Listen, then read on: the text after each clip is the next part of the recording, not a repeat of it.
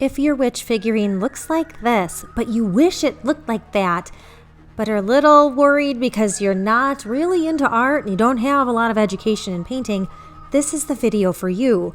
I'm going to break down the painting process and show you easy ways, quick ways to add a lot of impact. So this is not one of those videos where you're going to be spending 10 hours, 20 hours painting. This will be a really quick one for you folks. So our mission, to amp up a factory paint job. This was done very quickly and she looks good, but she could be better. Now I want to do this with things that I already have and probably tools and art supplies you already have around the house. There are other videos on YouTube where they have these amazing setups, all these paints, all these brushes. That's not this particular video. To start, I'm going to fix her broken wand. I know this isn't particularly around painting, so if this isn't what you need, go ahead and skip ahead. For the wand, I chose red on purpose. I happen to have it already around the house, but it's the closest to brown that I had, a darker brown. So it's a little easier to paint once I get to that step. I'm adding a dab of super glue and we'll go ahead and attach it to the broken part of the wand.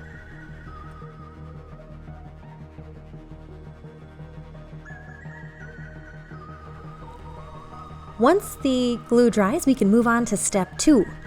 Now, I'm very busy. I've got a dog to walk, a family to feed, and so I want to keep my paint wet as long as possible. So I'm going to build what's called a wet palette using things I have around the house. Now we have a paper towel, a plastic that I actually use a lot for painting, and a little bit of water. I don't want it to be really, really wet, but having a lot of water in there is good. I want it to be very damp.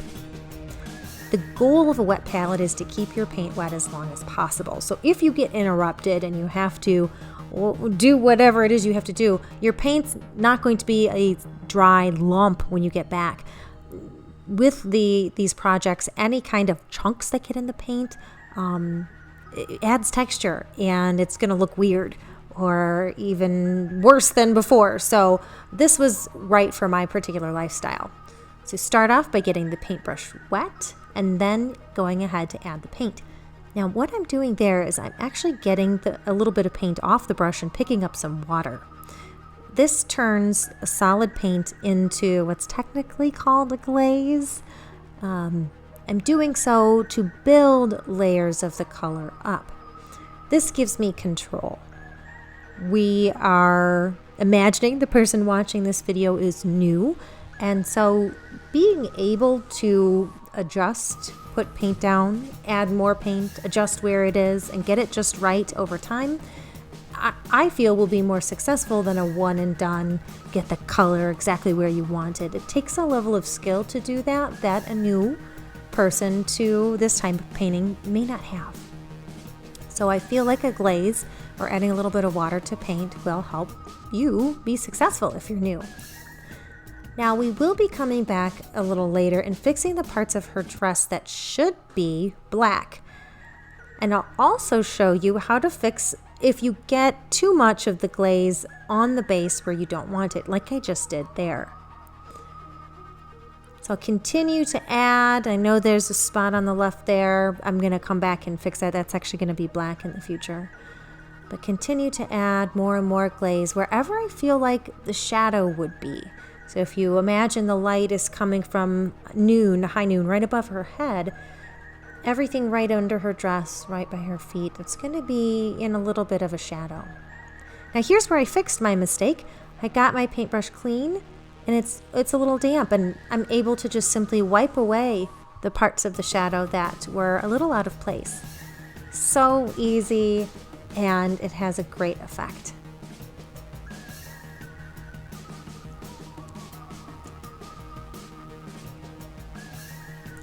Now I'm coming back with a little bit more saturated paint on the brush. I'm going to add it to the places where I feel like it's a little thin, and I'm going to repeat that process until I'm happy. Using the same burnt umber color, I'm going to now paint the wand, the fix, but I'll also paint the wand that's in her hand, not only to have it one unified color, but because it's really washed out. In fact, it's almost the same color as her hand, even though she's technically green and the wand is a light brown. The lightness, both colors, their value is almost the same, and so even though they are distinct colors, your eye kind of reads them as almost the same. So my goal, one of the goals for this project, is to amp everything up. And so to do that, we're going to add more color, not only to the wand, but also to her a little later on in the video. So a technique I'm about to do that I want to point out, it will really show you how I like to put paint on my small pieces. And I like to do it in small dabs. This is a control thing for me. I could do it in one swipe all the way down and be done with it, but that won't give you the neat and precise application of paint that the small dabs allows. That's my own particular philosophy, and it worked very, very well for this video. Once I'm satisfied with the amount of paint on the wand itself, I'll go back as promised and we'll fix the rest of the wand, kind of ignoring her fingers for now. And that's on purpose. You'll see this throughout the video that I start off painting the lowest parts, the shadows, before the higher parts. It's easier to paint the parts that are physically raised than it is to get into the shadows. And so again, this is a success technique for you. Paint the deeper parts first, and don't be too worried if you get paint like that on her thumb. We're going to paint over it later. You'll never know it's there.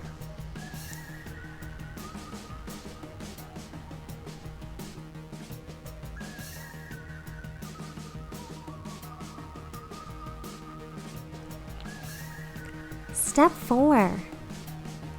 For this step, we are switching colors to black. So we're going to be painting her dress, fixing that up. This is one of the parts of this video I'm most excited for because the dress was so uneven. There were parts that were unpainted, parts that were the wrong color. Just doing this part of the video alone made her look so much better. So starting off with just the parts that were the most obvious around her sleeves in particular. Things that bothered me, around the neckline. It has this actual beautiful raised V-neck to the dress, and you lose that with the way that they did the paint. So I'm fixing where the neckline is by her hair, and we'll come back later and add some accent to it and really make it pop, as you probably saw in the beginning of the video. So stopping to reload my brush. Again, it's best to use a little bit on your brush at a time and get more paint on it frequently than to put a lot on there and then have it get somewhat dry and add lumps or give you control issues later on. Now, in this instance, I would recommend, if you have one, if you have the budget, perhaps use a slightly smaller brush. I wanted to create a video that used the minimum number of paints, the minimum number of tools to really show a new artist that they can be successful with this upgrade process for the miniature. And I know I just got a little paint on her arm. Again, it's okay. I'm going to go back and fix that later. Earlier on in the video, I mentioned that I didn't care for the way the bottom of the dress was done. Now I'm coming back to fix it. So excited for this part. She's going to look fantastic.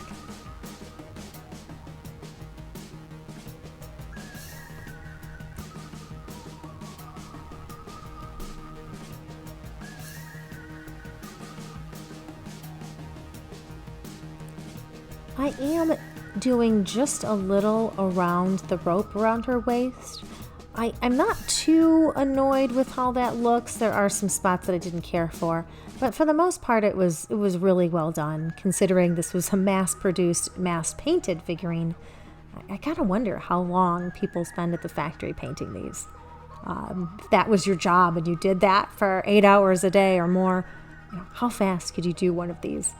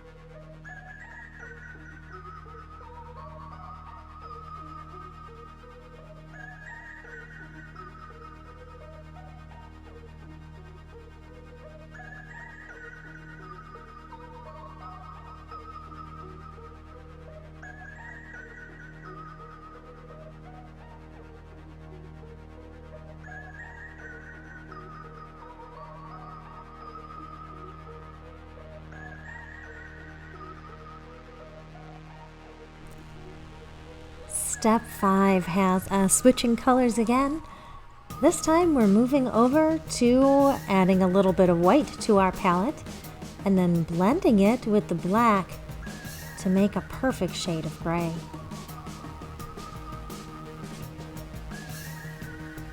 Now this gray will be used to do some of those highlights on her dress. So at this point in the project, all the black that I did has had a chance to dry. We won't be doing what's called wet blending for this particular step.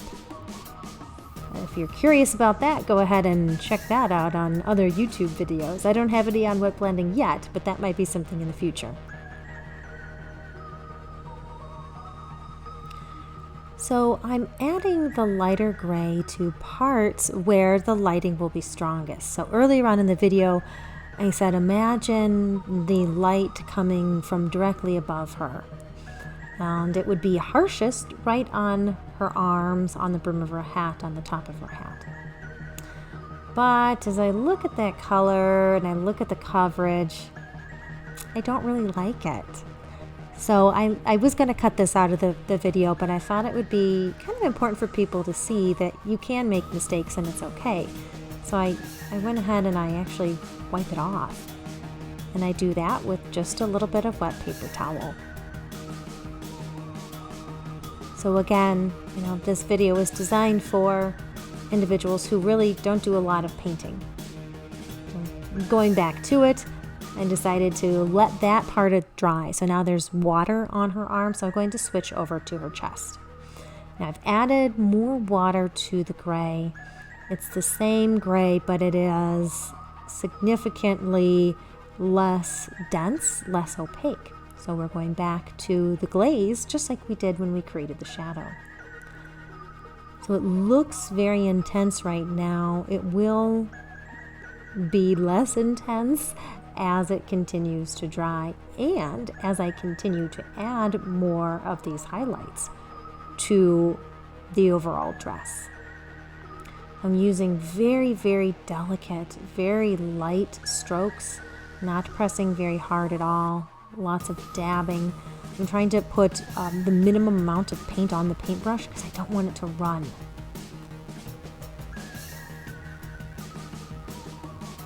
And again, if you get it, like that little swoop there where I don't really like it, I can always come back later and fix it.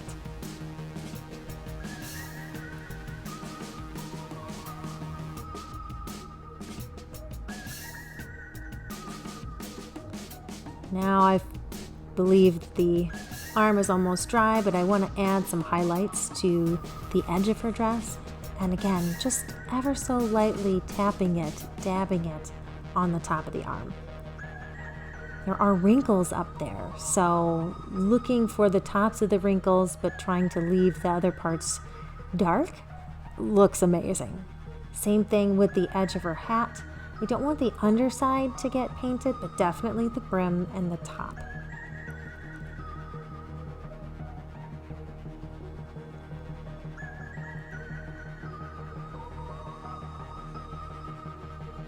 It's already starting to dry and it looks really good.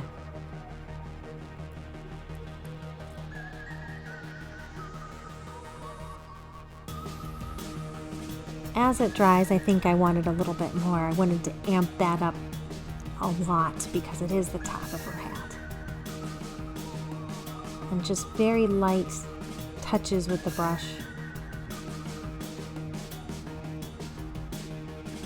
Right around the edge, concentrating where the bright light would hit the most. Same thing with the other arm, looking for the wrinkles in her dress where they're most raised. I'm just dabbing the paint in those places, just very gently running my brush across them. I found this whole process very relaxing. It's nice to know that if you hate something, you can always just paint over it again or wipe it off. And again, that part of her sleeve would be the lightest. It would get the most light. Oh, here's a new technique. I have paint on the side of my brush. Instead of using the end, I'm using the side to add paint to only the raised areas on her skirt. So her skirt has this beautiful texture to it, and I wanted to draw attention to it by adding the lighter gray. This is a glaze, so it's not a color that will dry opaque. You'll be able to see the black through it. And so I added paint to the side of my brush, and I wanted those raised areas to really pop. And so I do this all the way around her dress. As you can already see, it's really looking cool. You can see the raised bits. It adds more drama. It amps up the drama that was already there. This is an amazing piece. The design on this is truly outstanding, and you couldn't see a lot of it because it was painted all the same color. So changing angles there so I can get into the lower part of the dress. Also hitting up the areas, where it's flipping out a little bit at the bottom, but also the layers on the top. If you do any of this video, I think this part is the most impactful, the biggest and best change you could make.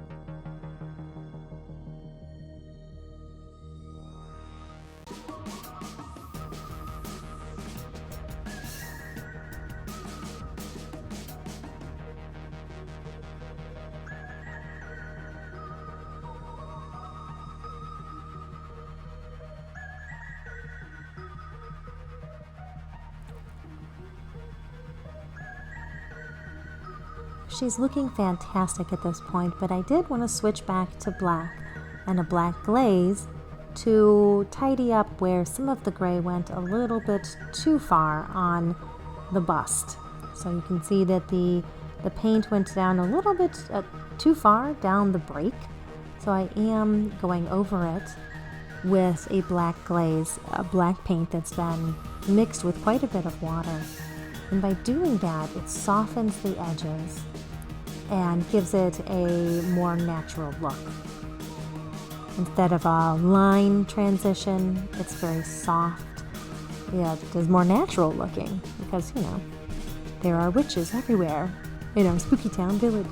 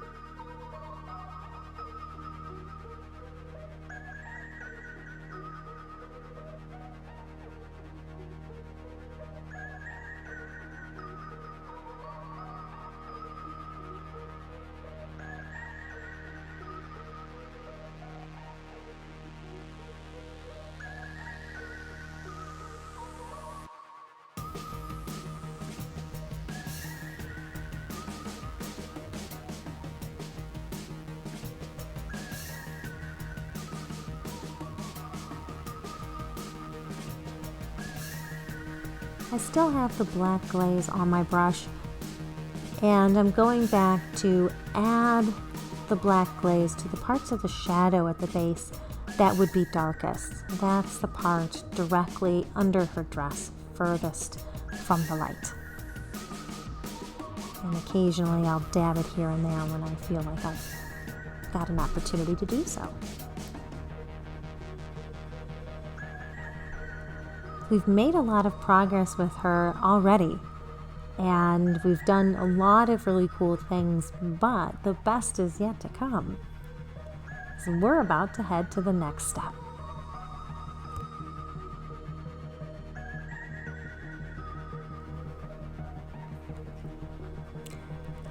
So step 6 of this particular project had us switching colors again. This time we're going to start working on her face. So her eyes had pupils and irises and spots I really didn't care for. So I am taking pure white. This is not a glaze. It's not mixed with water of any kind to effectively erase them. I will add it back in a little bit. This was something that I'm doing for this particular one. If you like the way the eyes look on yours, feel free to leave them there.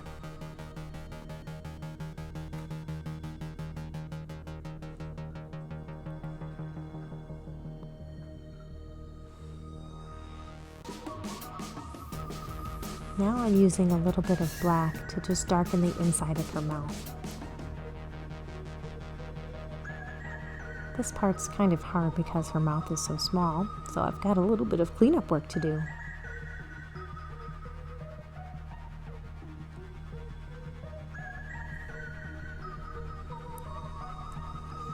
So let's move to step 7.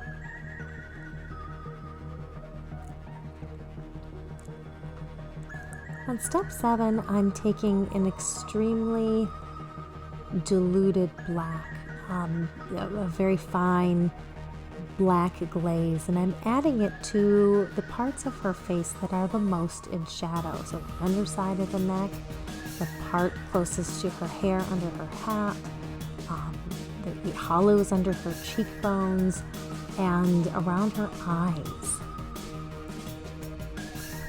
It really accentuates her features and makes her start to look that next level interesting, next level spooky that we're going for with this paint redo.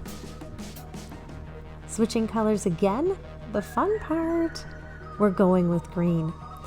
Now I have my green next to the burnt umber on my palette because I'm using a mixture of burnt umber and green for some of the witch, and then the bright green I'm reserving for just the highlights or the parts where the light hits the brightest. So that would be the top of her hand, that would be her nose, her chin, and being very careful to have a lot of control where the paint goes so I don't add any texture to her skin that we don't want there.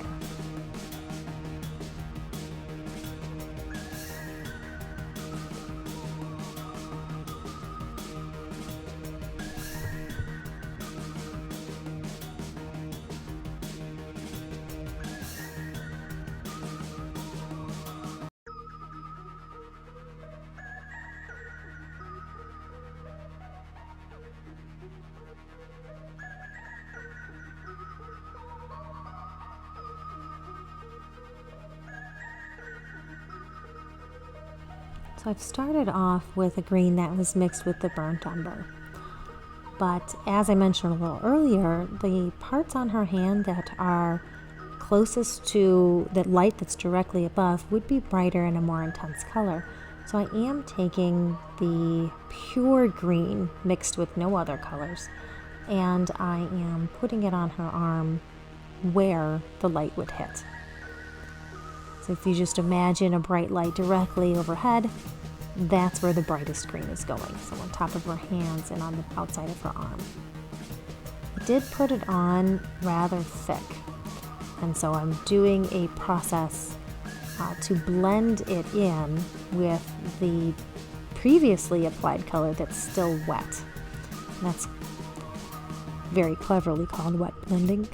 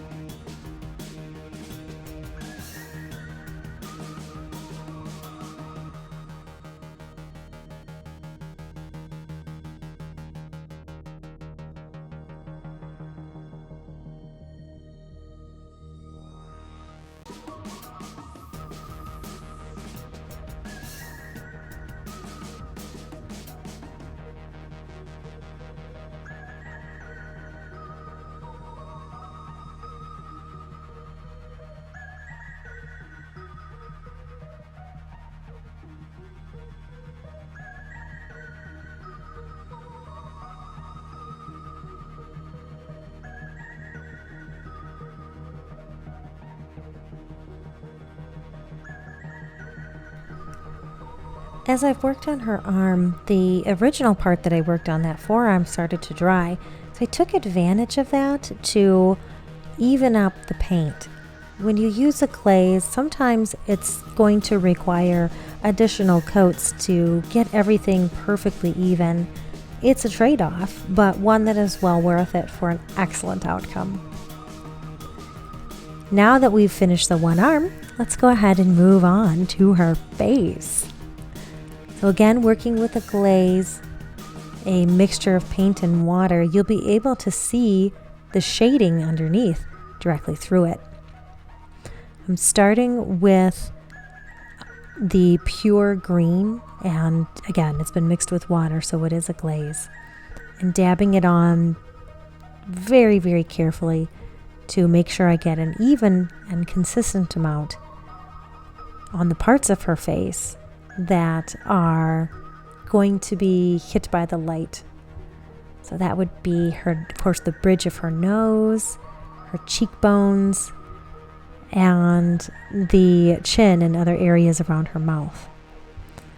Then as I dab the paint down, because it's been mixed with water, you do see the black glaze underneath it. So it adds some natural contouring, if you're familiar with that makeup trend that was so popular up until recently.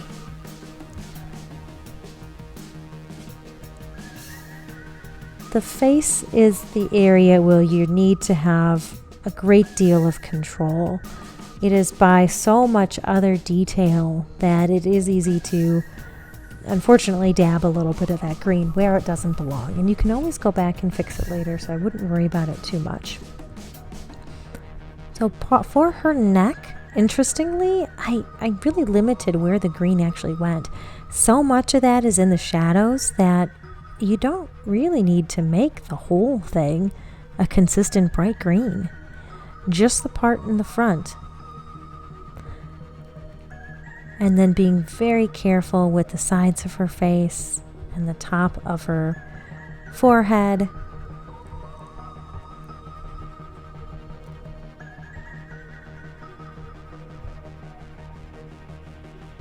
Knowing that I can always go back and fix it later if I get a result I'm not really happy with. But that green is going on so perfectly over that black. Oh, I really love how the black settled into all the detail of the plastic that you didn't see with the original paint job. It makes this whole thing so much easier when you start with an absolutely amazing design and you're just amping it up. Speaking of amping it up, I have switched to a green with very little water in it. And because of that, it is intense. And that's done on purpose. I really wanted to enhance the areas of her face where the light would hit. So that would be the bridge of the nose, the chin, and the cheekbones. So pretending I'm adding blush right now, for those of you who do makeup, it's the same thing with the green. It's going on everywhere on her smile, on her lovely smile, where blush would go.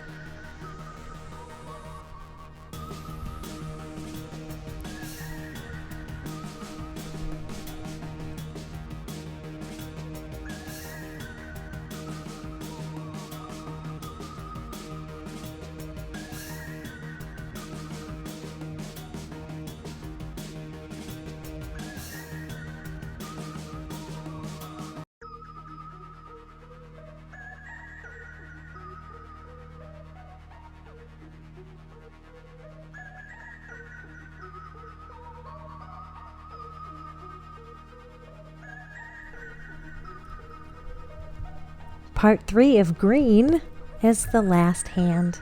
So we're fixing that thumb that I painted brown very carefully with a little dab of green paint. When you're working with a glaze, sometimes you need multiple layers to cover a darker color like the brown or some of the black that's on her arm. And that's okay. You'll eventually get there.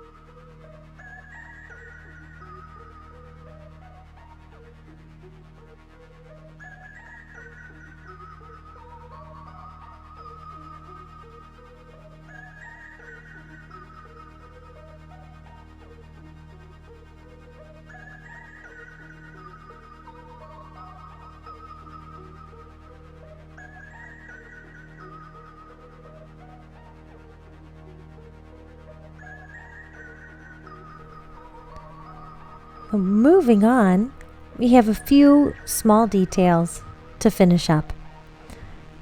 She did get a little bit too much darkness in the whites of her eyes, so I'm taking a little dab of white and I'm re-adding it to her eyes. Now this is after the green has dried, and I realized, because of the size of the brush, I got it where I didn't want it to go, but fear not, I can show you how to fix that. Spoiler alert, you just get a clean brush and you wipe it off. It's really easy. So for the new miniatures painter, don't feel like every time you put the paint on your piece that it has to be perfect. That's not realistic for anyone, not even the ones that do this for hours and hours at a time, that have been doing it for years. Everyone's human. You make mistakes or you make adjustments. You think you want something one way, then you see it in real life and you change your mind, and that's okay too. Very carefully just wiping the white off where it is where I don't want it, leaving it where I do, and she's about to look amazing.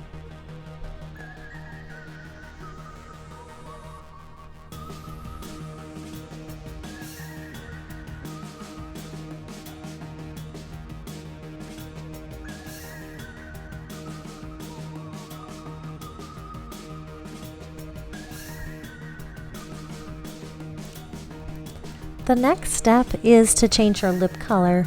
I could have very happily left it the green that it was, but I wanted to add a little bit of rose, a little bit of red mixed with white.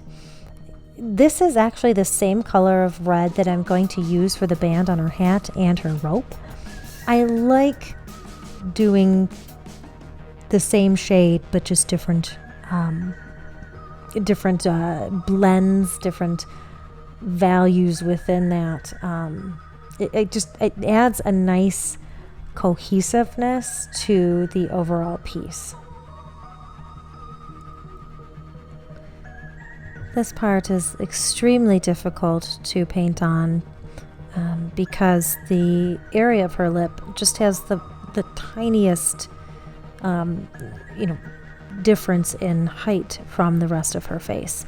So it was easiest for me to put it roughly where I wanted to go and then take a clean brush and tidy up the areas of the wet paint where it ended up where I didn't want it. For example, just outside the edges of the mouth and inside the back of the mouth.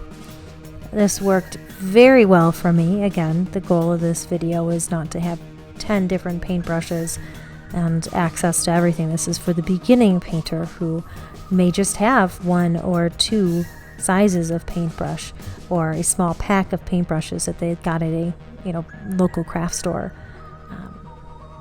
So you can be successful with painting miniatures even if you don't have deep pockets and access to specialized tools.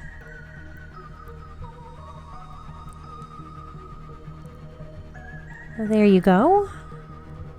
She's looking pretty good, just making very fine adjustments to the way her lips look. Pretty exciting.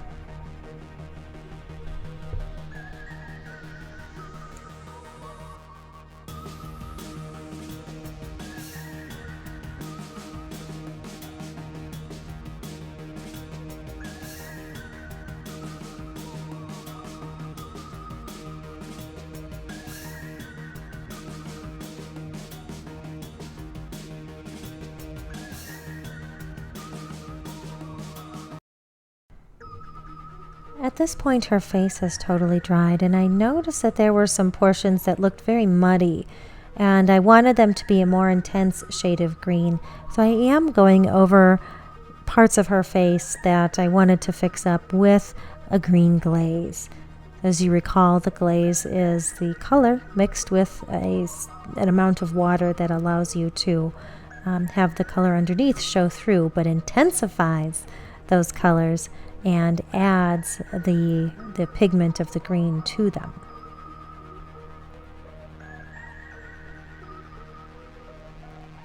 And now I'm going back with a little bit of that green mixed with the burnt umber for the areas of the shadow.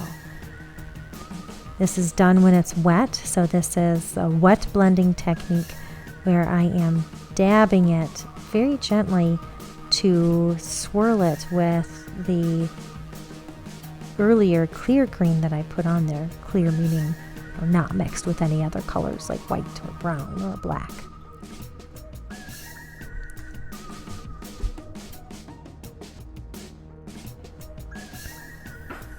Moving forward, we are going to start adding paint to the accessories that she's wearing. So that would be the band on her hat and to the rope around her waist.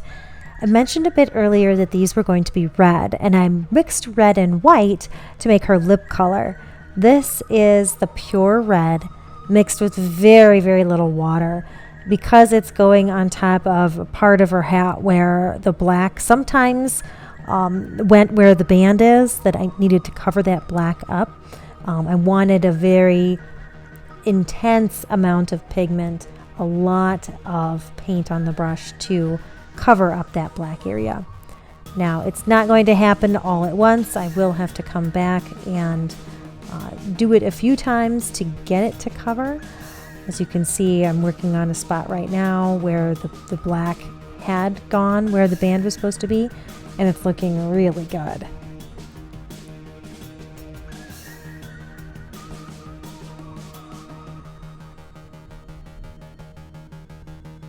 So I'm satisfied with that for now. Again, I'll come back and do a second coat later. Now we'll work on the rope. And this is the same technique that I used with her dress, the highlights on the dress. I'm using paint on the side of the brush and very gently just rubbing or tapping the brush on the raised part of the rope, because I don't want the red to get on the part of the dress. I want it to just stay on the rope belt that she's wearing.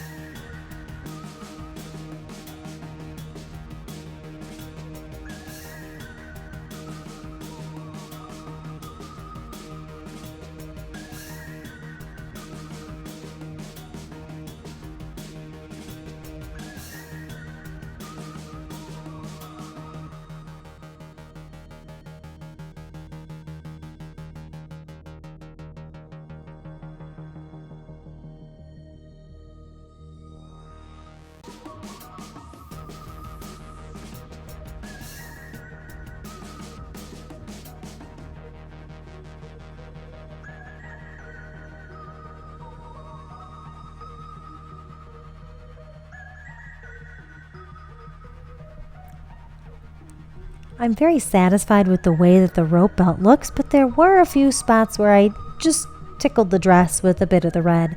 And I'm coming back with a black paint because it did start to dry and I want to cover that up. It's just a few little places here and there. I am using the black paint in a glaze form, so it's mixed with quite a bit of water because the red itself is, it's easily covered by the black. So I don't need to use a very heavy black to cover it up and be successful.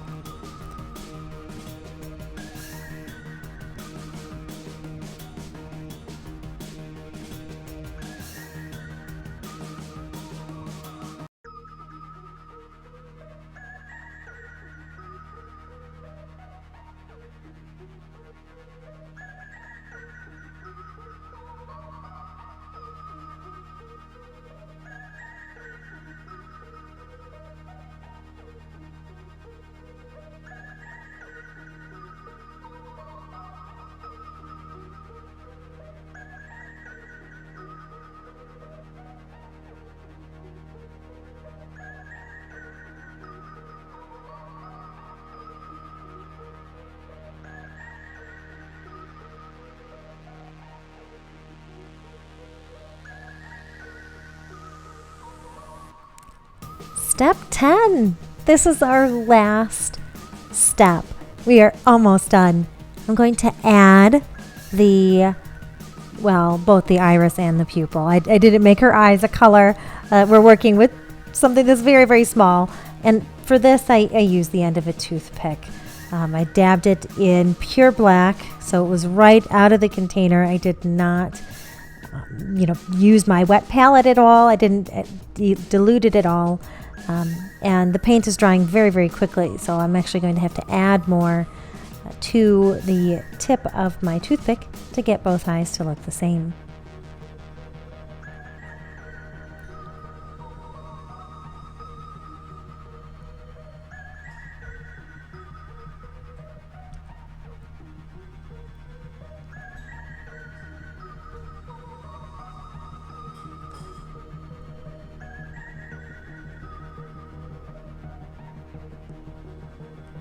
So I like the eye that's on the left more than I like the one on the right. So I am making some adjustments to the right eye to try to make them look more consistent.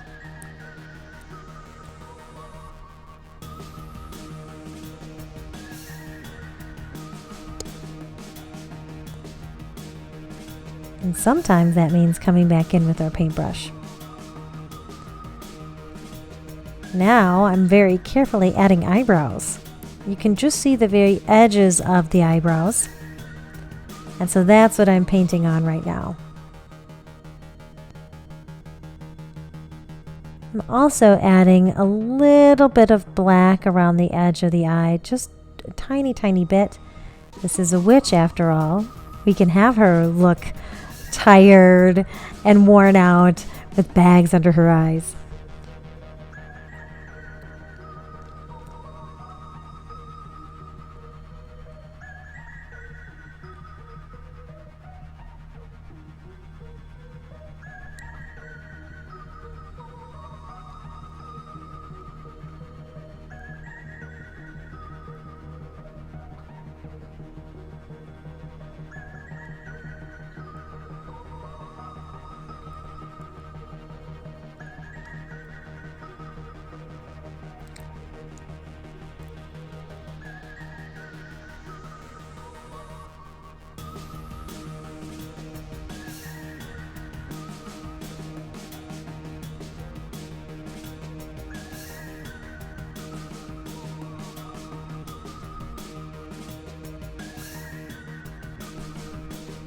Why, yes, I did give my witch a unibrow.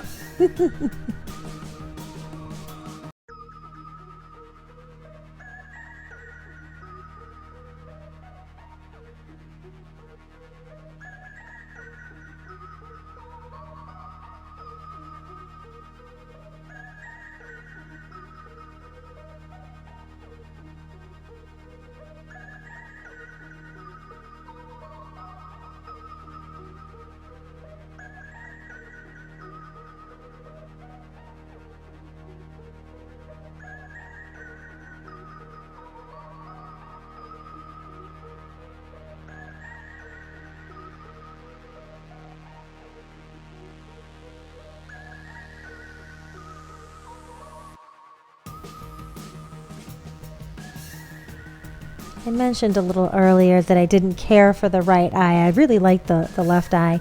So I am making some adjustments to it to get them to be more consistent in shape.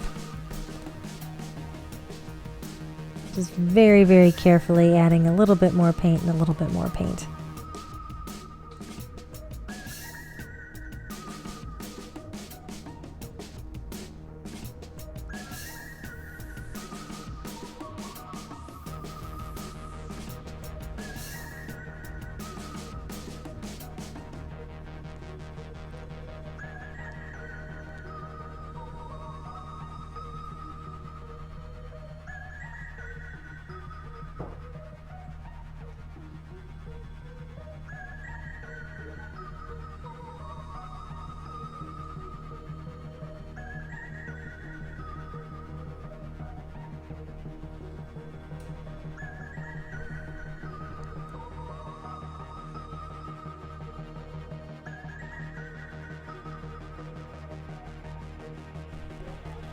I'm using a little bit of black glaze here to put bags under her eyes.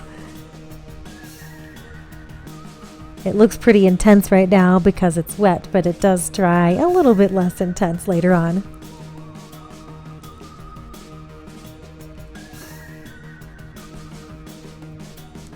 So she just needs a little bit more touch up.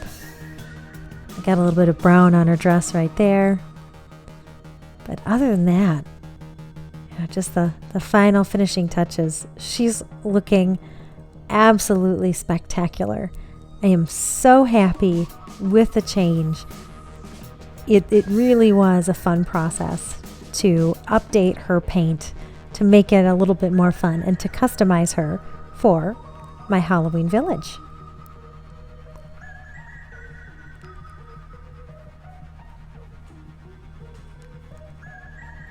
So this has been a really fun episode to make. I hope you enjoyed it as much as I did.